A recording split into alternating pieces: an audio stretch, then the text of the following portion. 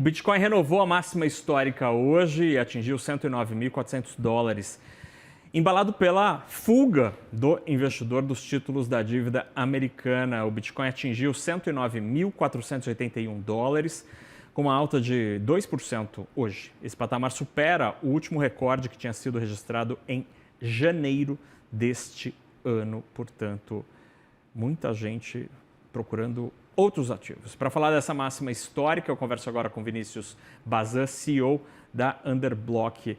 Vinícius, boa tarde, obrigado por estar aqui com a gente. Dá para dizer que a fuga da renda fixa tradicional está beneficiando os cripto e até quando? Boa tarde, pessoal. Muito obrigado pelo convite. Sempre um prazer estar aqui com vocês. Bom, o primeiro ponto que eu destacaria aqui, até eu estava acompanhando sua transmissão uns minutos atrás, estava falando dos 10 maiores bilionários ou os homens mais ricos do mundo. E que pena que não dá para colocar o Satoshi Nakamoto aqui, né? Porque ele, com certeza, se estiver vivo, está bastante feliz com a alta de agora. Mas eu definiria que essa alta ela é impulsionada por dois vetores. De um lado, existe uma melhora do apetite a risco por ativos de renda variável, que acontece desde o Liberation Day, que o Trump fez ali no dia 2 de abril. Então, o fato de ter se entrado em alguns acordos comerciais, principalmente o acordo da China, de eventualmente segurar um pouco as tarifas, fez com que as próprias bolsas voltassem a subir. Isso acaba sendo um combustível natural para ativos de risco como o Bitcoin, mas também o fato de você ter incertezas e desde que as tarifas começaram a ser um tema super latente, os investidores passam a reduzir um pouco a exposição nos Estados Unidos e passam a se expor a outros tipos de ativos. Tanto é que a BlackRock, hoje a maior gestora do mundo, define o Bitcoin como risk-off e não risk-on, né? Então, um ativo que te tira do risco por você diversificar, por você eventualmente ter menos correlação com o mercado tradicional e principalmente, né, como vocês vinham falando aqui na entrevista anterior, uma vez que mais e mais dinheiro é impresso para resolver as questões do mundo, é um ativo que ele por definição, escasso e não se pode imprimir mais. Então, naturalmente, né, você tem uma propaganda muito fácil aqui para o Bitcoin e aí ele acaba se beneficiando disso e chamando a atenção dos investidores também. Como é que é essa história, Vinícius? A BlackRock está dizendo que Bitcoin é risk-off? Teve uma apresentação para investidores que a BlackRock fez há alguns meses, em que ela delineava a tese dela sobre criptoativos, e ali ela, na verdade, fez uma comparação entre o que seria a posição do Bitcoin especificamente, o que seria a posição, por exemplo, do Ethereum ou de outras moedas alternativas, né, as altcoins. E aqui eles separavam o Bitcoin como um ativo risk-off e as altcoins como ativo risk-on. O que eu acho que acontece muito aqui, Naka, é que desde o ano passado, com a criação dos ETFs Spot, né, à vista nos Estados Unidos, e a entrada cada vez maior de investidores institucionais, esses investidores eles estão entendendo um pouco melhor a tese do Bitcoin, deixou de ser só uma coisa de, olha, nossa, tem uma novidade no mercado, agora a gente já tem bilhões e bilhões de dólares que fluíram do mercado tradicional para esse ativo, e quando você tem eventos como esse, né, das tarifas, de possível aumento de inflação, de possível recessão, teto de dívida, crise no Japão, tudo isso faz a gente lembrar que existe hoje apenas um ativo que é realmente escasso e tem um perfil imutável, que é o Bitcoin. Então, até mesmo esses investidores tradicionais, a BlackRock tem capitaneado muito isso, né, com uma propaganda dos seus próprios ETFs, tem visto isso como uma forma de reserva de valor de longo prazo. Lembrando, claro, que no curto prazo é tudo muito volátil.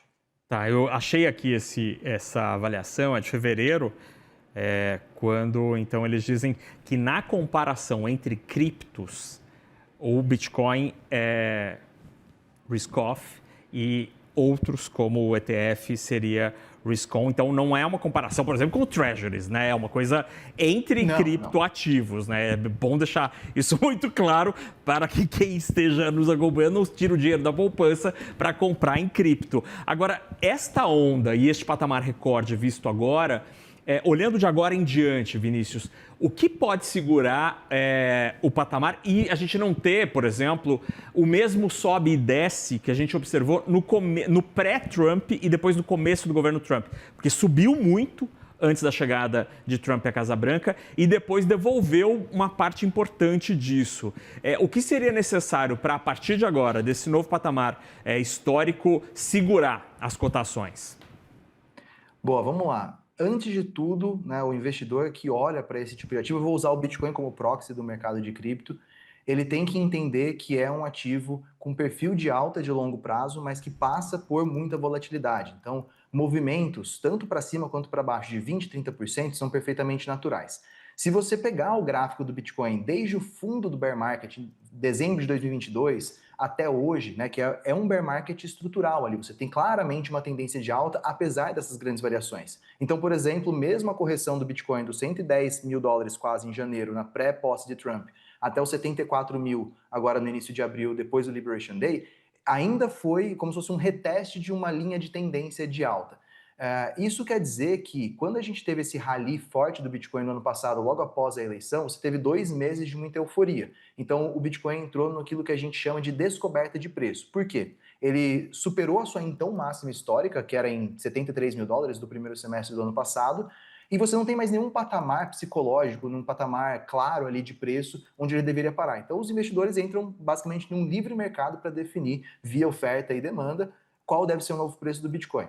Desde então, né, ele ficou de alguma forma sobreaquecido para aquele momento, teve uma correção, e agora novamente a gente vai testar essa máxima, e aí que entra um elemento importante. Primeiro de tudo, a gente vai buscar romper essa máxima e entrar numa nova descoberta de preço. Eu acredito que o Bitcoin deva, aí no curto prazo, se esse momento positivo para o Bitcoin continuar, chegar a 120 mil dólares, e para mim eu tenho uma projeção de 140 para o meio do ano, julho e agosto. E a gente vê pelas métricas do mercado que os investidores não estão tão eufóricos ainda quanto eles estiveram lá no 20 de janeiro. Ou seja, ainda tem mais espaço para subir para que a gente chegue no mesmo nível de preço esticado que estava lá em janeiro. Ou seja, o Bitcoin ainda tem um espaço para se valorizar. E aí, só para encerrar esse ponto, essa minha projeção de 140 que eu olho, ela é principalmente olhando para a evolução da liquidez global, ou seja, o M2, que é aquela métrica que mostra quanto de dinheiro está fluindo na economia, ela tem disparado nos últimos meses e isso tradicionalmente aponta que ativos de risco tendem a se beneficiar disso, subindo em linha com essa liquidez global. Então é um movimento que pode perdurar mais alguns meses aí. Muito bem, a gente conversou com Vinícius Mazan, CEO da Underblock, sobre esse patamar recorde do Bitcoin. Vinícius, obrigado pela conversa. Boa tarde. Eu que agradeço. Boa tarde. Abraço.